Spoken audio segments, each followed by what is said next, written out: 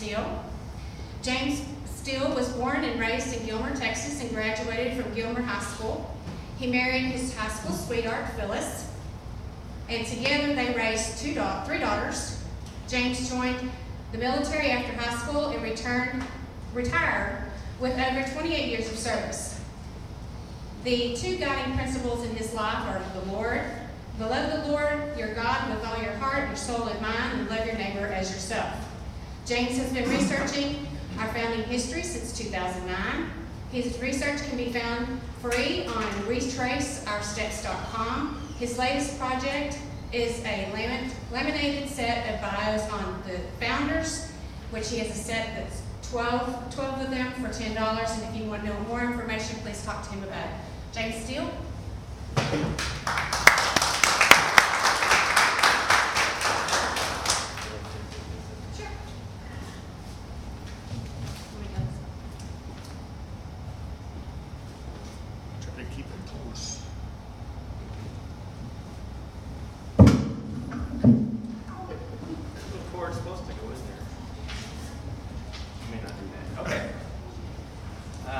ETX4L again for letting me come and share some of our amazing history.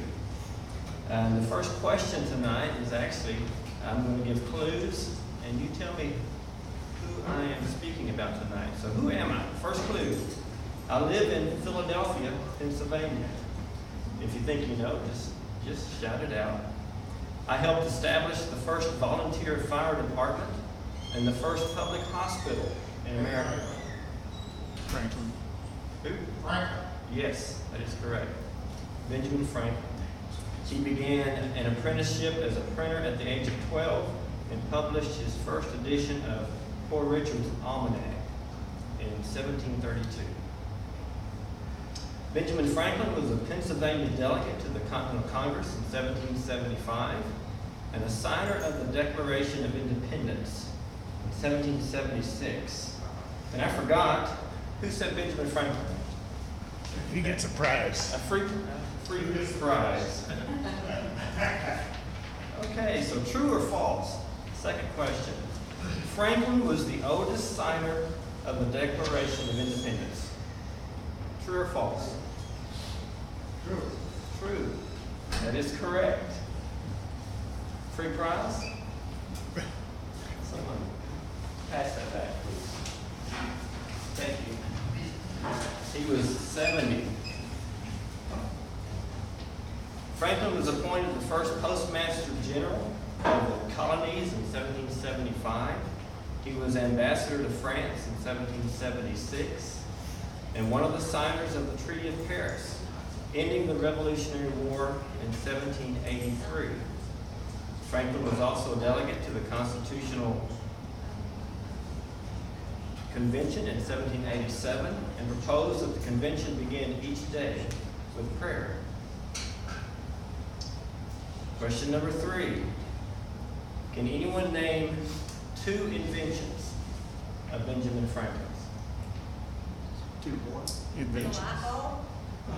The light bulb, no. Reading glasses. Bifocals. Yes, that's 1. Franklin stove. The Franklin stove, that is correct. That's 2. Can anyone name another one? Lightning rod. Lightning rod. The lightning rod, yes, that's 3. Some kind of musical instrument. I don't recall the name A of it. musical instrument, can someone say what it was? The harmonica. Wow. Harmonica. Okay, and that was the dance of the sugar plum fairies. That instrument that's used in that is the harmonica. That's 4. Anyone name another one?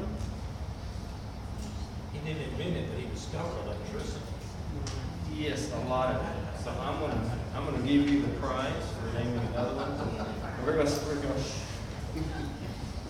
Thank you very much. Thank you. He also was the first to plot the Gulf Stream. He published that chart in 1770. It was ignored. It was lost, but it was discovered in 1980. 1980. Wow. 1980. We said, okay, He invented the odometer. And one more important thing, if you ever need it, the flexible urinary catheter.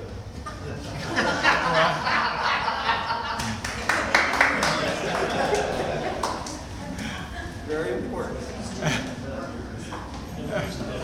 Okay, question 4.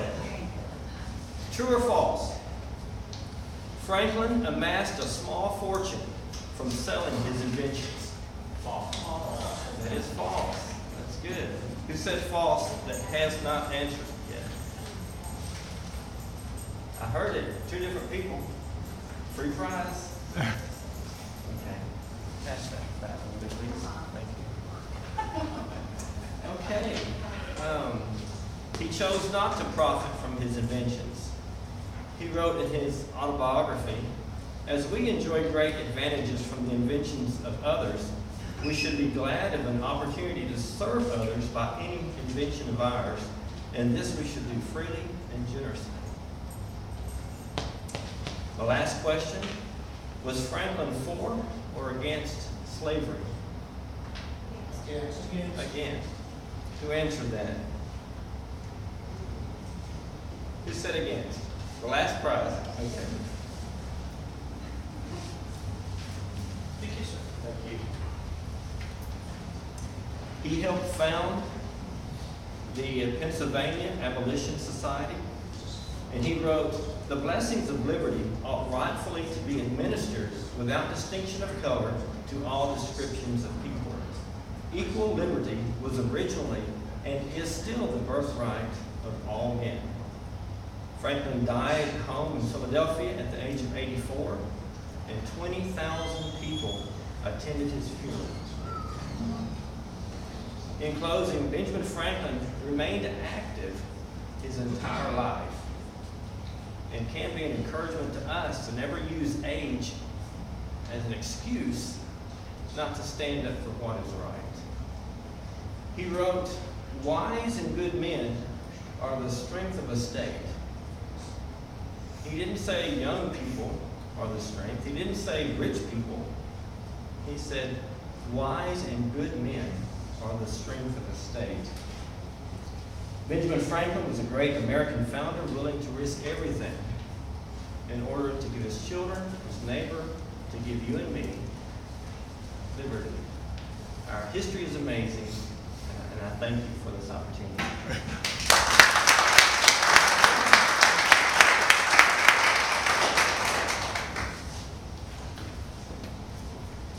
Step in front here.